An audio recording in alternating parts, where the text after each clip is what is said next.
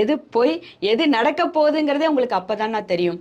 அது வரைக்கும் உங்களுக்கு தெரியறதுக்கான வாய்ப்புகள் கம்மி தான். ஏன்னா நீங்க இன்னைக்கு ஸ்கிரீன்ல தெரியற மாதிரியே எல்லா விஷயத்தையும் நினைச்சிட்டீங்களோ அப்படிங்கிறது என்னோட கருத்துனா. அது போலனா நீங்க இப்போ எப்படின்னா, இப்போ ஆம்புலன்ஸுக்கு நீங்க ஒரு கூட்டத்துல வழிவிட்டீங்க, ரொம்ப சந்தோஷம் தான், ஹேட்ஸ் ஆஃப்னா. அதே மாதிரி இப்போ நீங்க ஒரு ஒரு ஒரு ஷோ, ஒரு ரோட் ஷோ பண்றீங்க, இல்ல ஒரு ஒரு மாநாடு நடத்துறீங்க, இல்ல ஒரு ஒரு பேட்டி கொடுத்துட்டு இருக்கீங்க அப்படின்னா, அரசியல் சார்ந்த விஷயத்துக்கு நீங்க அதுக்கு என்ன பண்ணிருக்கணும் அப்படின்னா, உங்களுடைய உங்களை உங்களை பார்க்க தான் ஆரவாரம் பண்ணிட்டு எங்கெங்க இருந்தோ வராங்க. ஏன்னா உங்க உங்க உங்களை ஒரு ஒரு ஒரு செகண்ட் பாத்திர மாட்டோமா, விஜயண்ணாவை பாத்திர மாட்டோமா அப்படிங்கிற ஒரு ஒரு ஒரு ஆதங்கத்துல எந்தெந்த ஊர்ல இருந்தா வரப்போ நீங்க அவங்களுக்கான ஒரு கொஞ்சம் மரியாதை கொடுக்கலாம்னா, உங்க வாய்ஸ்ல கொஞ்சம் ஓரமா நில்லுங்க, எனக்காக இதை செய்யுங்கன்னு சொல்லுங்க, கண்டிப்பா செய்வாங்க. நீங்க அதை கொஞ்சம் ஃபாலோ பண்ணணும்னா. ஏன்னா விஜய் ரசிகர்களா இருந்து எனக்கு அது கொஞ்சம் பாக்குறதுக்கு கஷ்டமா இருந்ததுன்னா, இது நான் விஜய் ரசிகையா சொல்றேன்.